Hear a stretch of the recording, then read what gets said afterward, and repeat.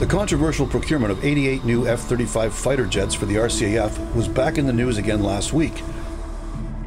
An anonymous whistleblower leaked documents to National Post columnist John Ivison, which resulted in an article entitled "How Canada's Military-Industrial Complex Made Sure Ottawa Bought Its Preferred Fighter Jet." For those of us who have closely followed this 2 decades-long procurement process to replace the RCAF's aged-out CF-18 Hornet fighter jets, there is little in Ivison's piece that would be considered new.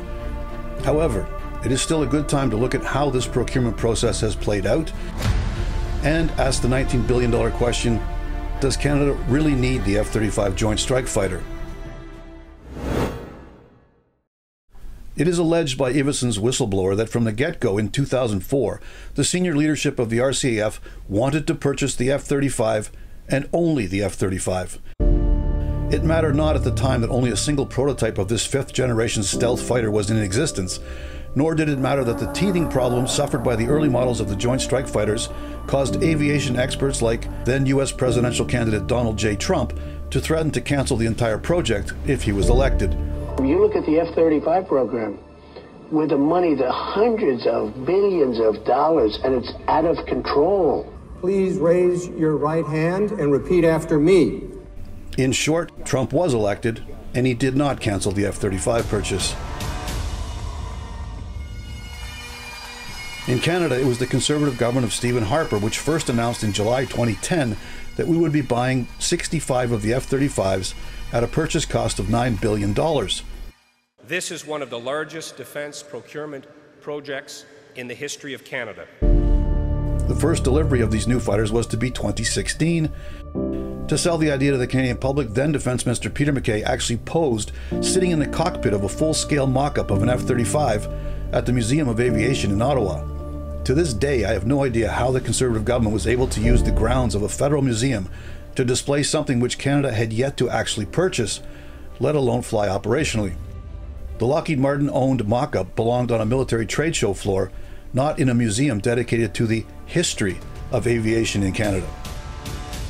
The images of MacKay sitting at the controls of a fake Air Force plane have not aged well given the turbulence encountered thus far in Canada's purchase of this aircraft. In brief, in 2015, the Trudeau Liberals vowed not to purchase the F-35 if elected. We would cancel that sole source process. We would not proceed with the acquisition as announced by the Conservatives last summer. The Liberals were elected, and the RCAF were told then to hold a competition to find the best possible replacement for the F-18 fleet.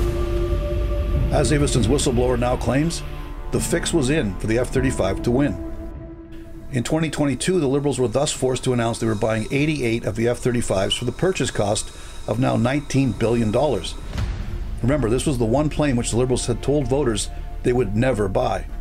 The first delivery is not expected till 2026, which begs the question as to how, 20 years later, the Joint Strike Fighter is still the best possible solution for Canada's military. In that interim, we have learned the lessons of our prolonged occupation of Afghanistan, in that a counterinsurgency against a primitively armed foe, the modern fighter jet has no role. The war in Ukraine has shown us that manned aircraft are too vulnerable to modern air defense systems, and that uninhabited aerial systems, such as drones, are the way of the future. The Right Honourable Prime Minister. With Trudeau's Liberals dropping in the polls, maybe it's not too late to bring out their old campaign promise to axe the F-35 contract if elected again. The $19 billion in savings would buy a boatload of disposable drones, and the truth is that by 2026, the RCAF will be hard-pressed to find any pilots to fly the new F-35s. This has been On Target. I'm Scott Taylor.